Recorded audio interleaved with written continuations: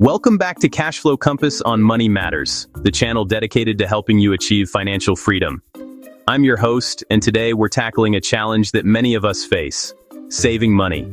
We're going to dive into a real-life story that I think many of you will relate to, and then we'll break down the actionable steps you can take to supercharge your own savings.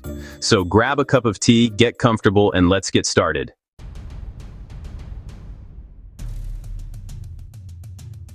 Now, imagine Sarah. Sarah is a registered nurse working long, demanding shifts in London. She loves her job, the camaraderie with her colleagues, and making a real difference in people's lives.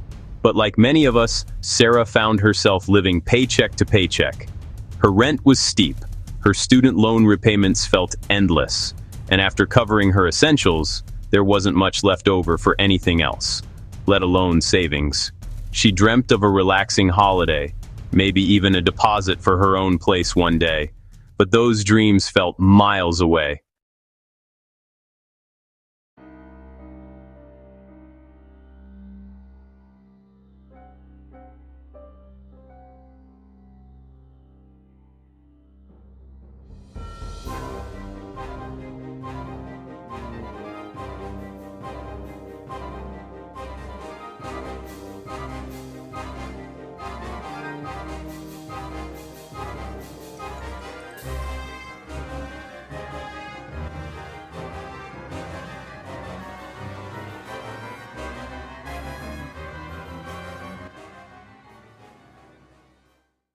One evening, scrolling through her phone after a particularly exhausting shift, Sarah stumbled upon a video just like this one, a 30-day savings challenge.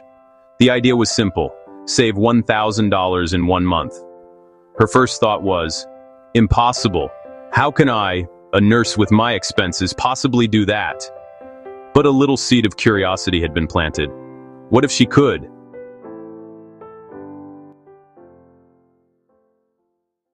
The next morning, fueled by a newfound determination, Sarah decided to give it a go.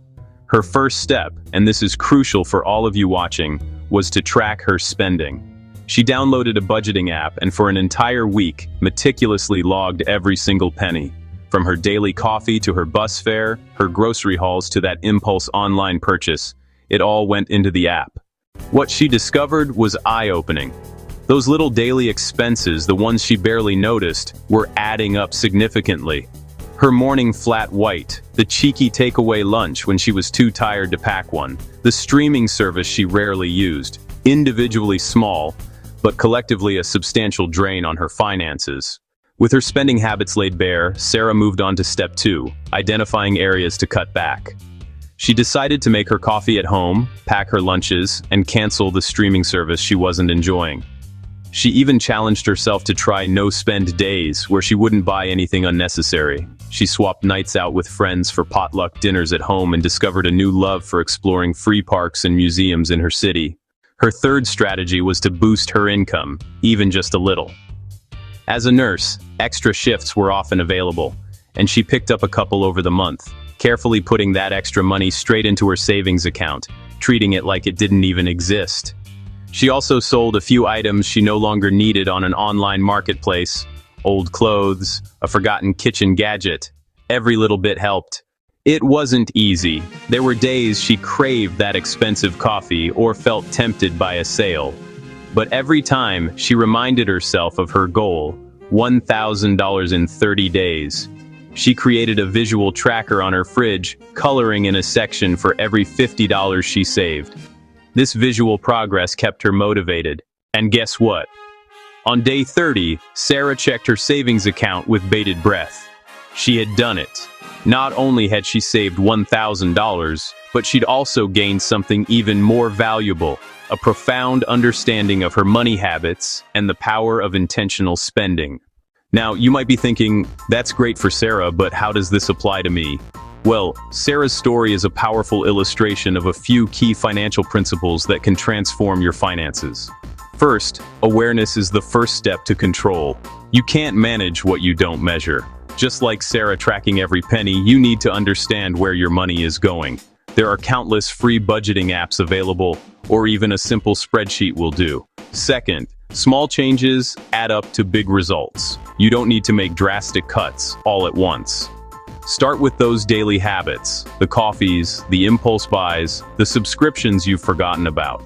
These silent killers of your budget can be your biggest allies in saving. Third, set clear, achievable goals. Sarah's $1,000 in 30 days was specific and time-bound. Having a target gives you something to work towards and keeps you motivated when the going gets tough. And finally, don't be afraid to get creative.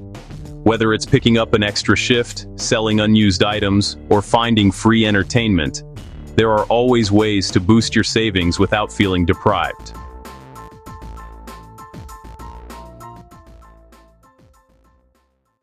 So, here's your call to action for this week. Track your spending for the next 7 days. Just observe, don't judge. Use an app, a notebook, whatever works for you. Identify one small area you can cut back on. Is it that daily coffee, a subscription, a single takeaway meal? Pick one and commit to it. Set a mini savings goal for the next 7 days. Even if it's just $20 or $20, start somewhere.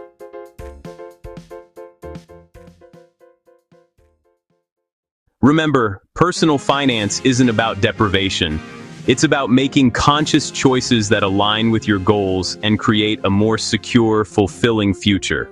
Sarah started with a challenge and ended up changing her financial trajectory. You can too. If you found Sarah's story inspiring and these tips helpful, please hit that like button, share this video with someone who needs it, and most importantly, subscribe to Money Matters for more practical financial advice and inspiring stories every week. Let me know in the comments below if you've tried a savings challenge before, or if you're planning to start one this week. I love hearing from you,